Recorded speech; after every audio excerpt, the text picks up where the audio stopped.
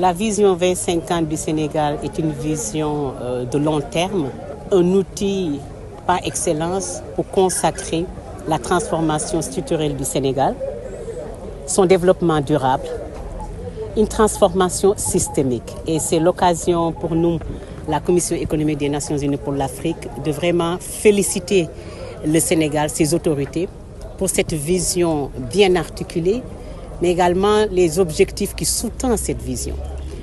Eh bien, la Commission économique des Nations Unies pour l'Afrique, à l'instar du système des Nations Unies, réitère son engagement à appuyer le Sénégal dans la mise en œuvre de cette vision.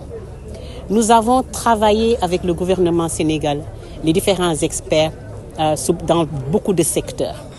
En l'espèce, en l'occurrence, il s'agit de la budgétisation sensible aux dividendes démographiques, un processus qui a commencé depuis, je veux dire, au moins 2 ans, avec l'idée d'appuyer le Sénégal à intégrer la dimension de dividendes démographiques dans le processus de formulation de ses politiques sectorielles, de ses programmes de développement et partant de son budget.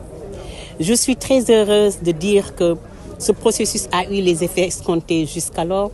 Nous avons pu nous aligner aux problématiques, aux impératifs de développement du Sénégal. Et un des impératifs, c'est vraiment d'investir dans la jeunesse. Investir dans la jeunesse est la condition sine qua non pour la croissance économique inclusive, pour le développement durable du pays. Et c'est ainsi que l'Union africaine avait adopté en 2016 ce qu'on appelle la feuille de route pour le dividende démographique. Et tous les États, tous les pays, y compris le Sénégal, se sont appropriés. Parce qu'effectivement, nos populations sont jeunes. La structure démographique du Sénégal suggère que 39% environ en moins de 20 ans.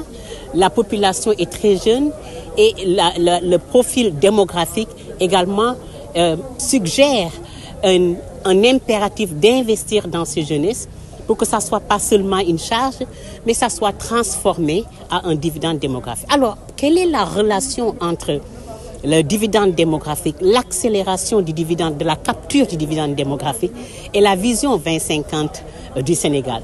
Eh bien, la capture du dividende démographique est la condition sine qua non. Quand vous avez un pays constitué de plus de 39% de jeunes moins de 20 ans, quand vous avez un pays dont la population, la majeure partie, si on prend d'une différence d'âge de 0 jusqu'à 20 ans ou 22 ans, les jeunes constituent la majorité de ce pays.